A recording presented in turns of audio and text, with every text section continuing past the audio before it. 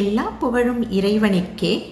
அதாவது மன ஆரோக்கியத்தை வளர்த்து கொள்வதற்காக ஒவ்வொருவருடைய மனமும் நாடுவது அமைதியை மட்டும் அல்ல, உற்சாகத்தை தான் அதிகப்படியாக விரும்புகிறது என்பதுதான் உண்மை.